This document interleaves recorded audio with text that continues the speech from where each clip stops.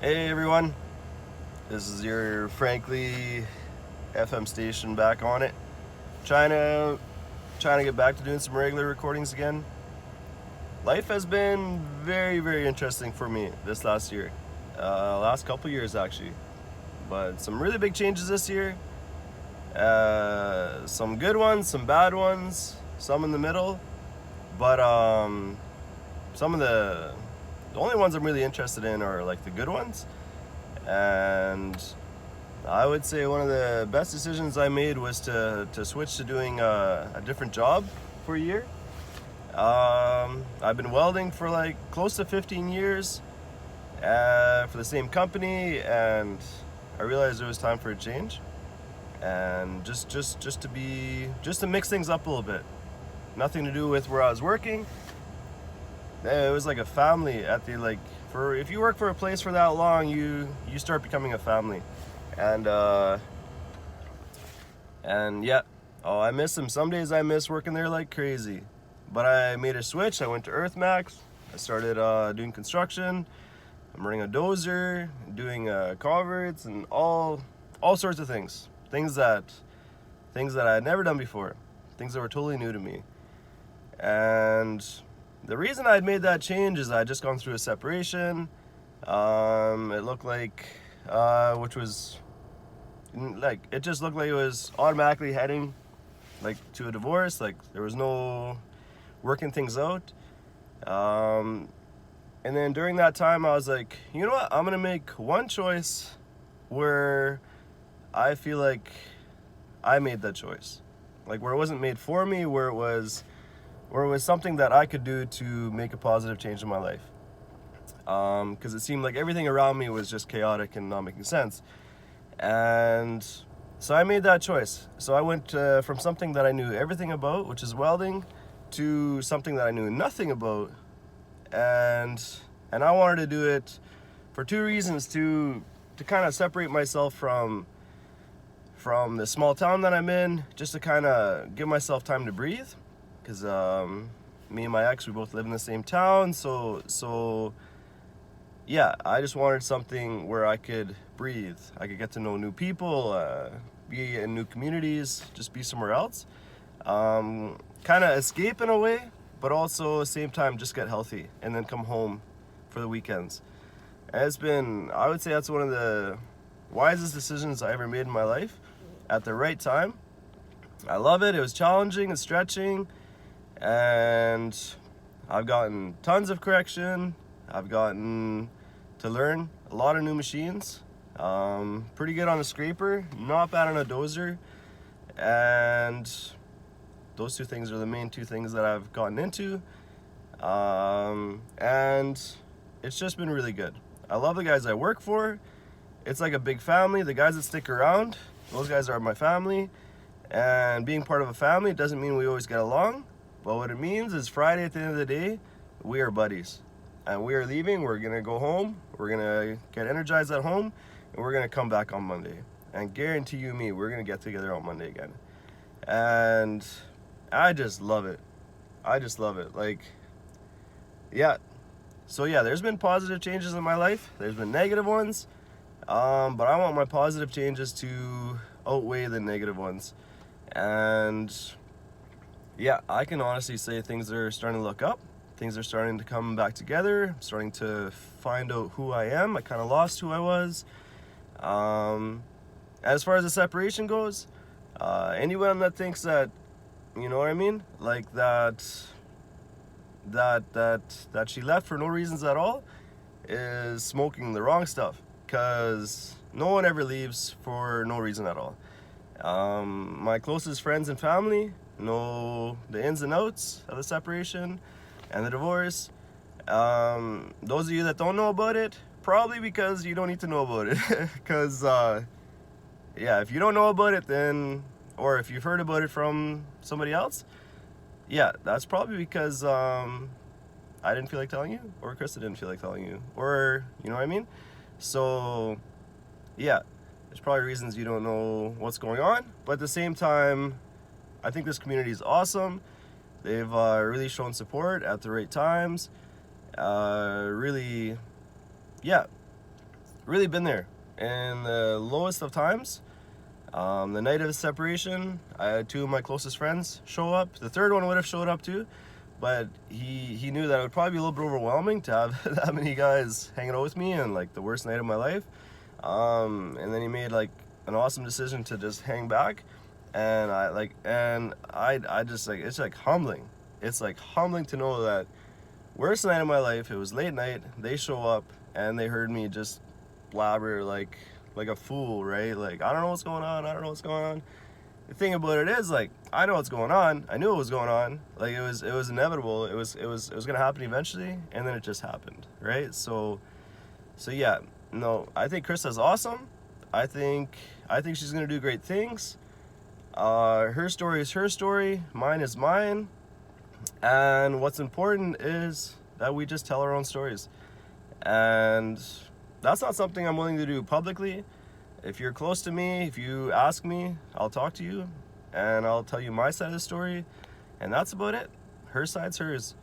So yeah, I think this community is awesome. It could have gone way worse. It could have gone better, but also it could have gone way worse. I love my job. I love the people that I call my friends. I had Kenra and Arlie over, when was it, last Saturday night? And we laughed till we pretty much cried. And it was just amazing. It was just amazing. And I just have an awesome community. Do you know, like, this community, like now with like a bunch of trucks are heading down to Ottawa right now. They're in Ottawa and they're throwing down until something changes. And I am so proud of the men of this community, like Lyndon and Elmer. Holy, are those guys leaders? Are those guys willing to stand in front of Satan himself and see what happens? Like, they are willing to stand their ground, come what may. And the amount of support they had, it could have gone a few different ways. They could have done that whole trip for nothing. Nobody showed up on the overpasses, no support, no food, no nothing. They were willing to go the whole way, and communities all along the way showed them support and love. I was watching some videos the other day. Tears are just pouring down my face. Just pouring down my face. Like, of the support that these guys are having. And hearing updates from Lyndon, and hearing the passion in his voice, like the emotion in his voice, and just tears. Just my whole face was washed in tears. And I realized COVID has taken something from all of us. Like, COVID itself is real, but mandates and all the restrictions and everything like that, keeping us all in our tight little, you know what I mean? Like, everything's so tight, no one can breathe, like people are dying, like people are, like, it's just insane. And I think we can live with COVID, and I think we can live without restrictions. And yeah, I even got to the place where I was like, you know what, screw it, I'm gonna get my shots. When was it, last summer? No, yeah, I could have had my second one in November. I got my first one, I felt so convicted over it, and then I was thinking about getting my second one, and I could not feel peace about it at all. I just couldn't do it. I couldn't do it. Like, I wear my mask where I'm supposed to. I do whatever I can to keep the peace. And I got my first one, and I couldn't do my second one. All I needed to do was get my second one, and my life would be normal as everybody else's, or almost everyone else's. Well, those that have their shots, at least. I couldn't do it. And I think half the reason is because then I felt like I was turning my back to the ones fighting. And I cannot turn my back to the ones. I cannot turn my back to the underdog. I just can't do it. I'd rather be an underdog than to walk around free. If everyone else is being persecuted, you better persecute me too. Like, I'm gonna feel the heat with you. So yeah, I got the first shot in me, but I just can't do the second one. So that feels kind of useless, because why did I even do the first one? Well, you know what? The pressure was real, and I caved for that one, but I just can't do the second one. But for all you guys that have, that's awesome, good for you. But even those that have it, they know some change is coming. And the leadership I see out of this town, and the men that are stepping up, like, there is special weight on men. I think a lot of people have forgotten that men are supposed to lead. I think over the years, it's just been such an overwhelming pressure that men men can kind of step down and sit in the back seat and let other people take control. I don't think that's accurate. Like, same with my separation and divorce and what led to the separation. A lot of that weight lies on me, because me as a man, I should have done better. I should have been a better husband. I should have been more supportive. Even though there were some things, some beliefs, some values that I just couldn't wrap my head around, like people I couldn't love that she could love. And the thing about it is, she's a better person for it in many ways, because she can love the people that are in some ways hard to love. And she could wrap her head around some things that I couldn't. And that often had put a big wedge between us. And as a man, as a leader, as someone that should be, you know what I mean, paving the way, I could have been way more supportive, way more loving, and a way better husband that she needed at that time. And at the right times, I did the wrong things. And I let stress and emotions and everything else overwhelm what was the right thing to do. And this is the end result of it, right? And I paid the price, and I reaped the consequences of that. So, and I've had to learn to live with myself. Well, I think that was the hardest thing, to learn to love myself and live with myself for not being a better husband and not being the person that I was supposed to be to her. So yeah, but I'm learning to live with myself. I'm learning to love myself slowly. And someday I'll try again to love and to like have a family and to have someone to come home to after a long week of work and amazing things like that. I will get there.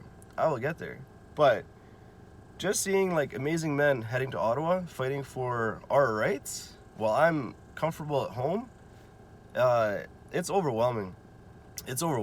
Like it makes me want to stand up and do something and encourage people and say, hey, we can make changes. We can do something. We can change the world.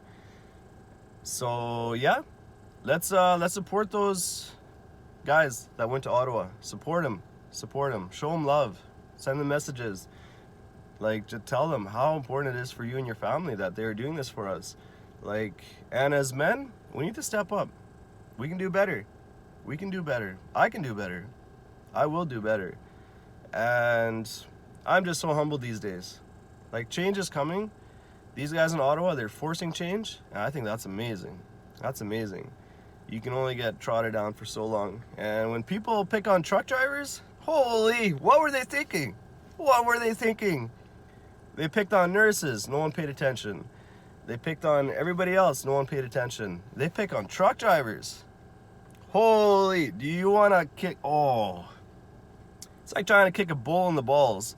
Like, what do you think is going to happen? You're going to get some horns, and they're going to get you where you don't want those horns to be. Those truckers, they are pushing. And whoever's in their way, they better get out of the way. Like, they're pushing through, and change is happening. And it's amazing. I wish I was on that journey. To me, it's almost like a spiritual journey these guys are on. These guys are on a spiritual journey to Ottawa to make change, so the rest of us can live again. And it's humbling. I don't know what to say. It's humbling. It makes me want to be a better man. It makes me want to be a better husband in the future. It's just amazing what these guys are doing. So yeah, if you're not encouraged by what they're doing, if you're against it, just take some time to think about it. Like, what do you see? Do you see life carrying on the way it is right now with restrictions and mandates and all that kind of stuff? Your kids not being in school, with truck drivers not being able to cross the border. Do you see that carrying on? Like, think in the future. Look at it like a chess game. Like, think 2 moves ahead and tell me what you see. Because I don't see anything 2 moves ahead. If it keeps on the way it is right now, we're in for some hurt, like some hurting. And these guys see, these truck drivers see it, all of Canada sees it. It's just they picked on the wrong class, which is truck drivers, and they messed up. So Canada's pissed off. And yeah, let's see what we can do. And if I can change, which I've had opportunities my whole life. Make a mistake, okay, change. Make a mistake, change. My whole life is just like ups and downs. But what I do is I get back up. I get up and I swing and I keep fighting. And that's what I'm gonna do. I'm gonna keep fighting. I'm not giving up. Like, yeah, this last year was hard. The 3 months after separation, how I survived, I don't understand. I know it's God and my dogs. Because at that time we had 2 dogs. Krista has them. And the 2 dogs, I came home after work. I'd pretty much break down and cry. Because holy was that house empty. It was a couple weeks before Christmas and the Christmas tree was up and the presents were there. And to come home every day to an empty house. And the dogs were there. And those dogs kept me alive. So I'm not going to get into it, but if it wasn't for those dogs, like, I don't know if I would have made it. And my friends, but the dogs were always there. Like when I went home and it was alone and no one else was there. And yeah, God was there, the dogs were there, somehow peace was there, even though I was dying on the inside. Marvin Penner, holy, that guy seen me cry tears. Like, he seen me cry tears. He was there at those moments where I found out the separation was not a separation to get back together. It was a separation leading for a divorce. And he seen me cry tears. I've cried a lot of tears under my welding helmet. Like, a lot of tears. I've cried a lot of tears box plating for Earthmax. Like, yeah, my body has been washed from the inside out. But I am here and I'm standing tall and I accept for my part in the separation, and it sucks. And you can't go backwards, you can go forwards. But I'm gonna learn from the mistakes I made, and I will do my best to not make them again. And these guys heading to Ottawa and standing tall, they just encourage me like crazy. Like crazy. So all of you out there, show them a lot of love, show them a lot of support. And this is amazing community, amazing church. Like my church, Freedom Worship Center, just amazing. Just amazing. I love them. I love them. Like, I love this whole place. Like, this whole, like, Arborg. I love Canada. I love Manitoba. And I love every single person that's on the way to Ottawa to fight for change, for things to get back to normal. Because, trust me, there's been a lot of separations last couple years, and there's been a lot of deaths. Because no one can really hang out and do normal stuff. Like, people that stick to the restrictions, I know there's a lot of people that just gave up. And luckily I live in a community where restrictions and mandates, they do mean something, but at the same time they don't. We do our own thing, we keep each other alive, and we support each other. And that's awesome. So I love where I am, I love this town, and I'm not moving. This is my town. I got roots so deep here in my church and this community and my friends that you'd have to pull like crazy to get me out of this place. So yeah, everybody out there, have an amazing Saturday. Pray for the people in Ottawa. Pray that change is happening. Pray that Trudeau doesn't hide in a small hole pretending he has COVID or something. Pray that he has to face what's going on, and pray for change. And things will change. Things will get better. Things are getting better. And if you ever need encouragement, just look at how many ups and downs I've been in, and that I'm still here. So things can always get worse. I know for a fact my last couple years hasn't been as bad as other people's. It's been bad, but there's always like worse out there. So if you need encouragement, I'll encourage you. And just look at my life. And things always get better. God always, no matter how deep I dig a hole, God is there to pull me out. And that's just amazing. So be awesome, be real, support Canada, support the truckers that are going to Ottawa, and hope for change. I think you guys are awesome. Thanks for your support. Thanks for your love. Thanks for being with me. Especially the last couple of years, the love and support has been insane. And I love you all. And I think you guys are awesome. Thanks for tuning in.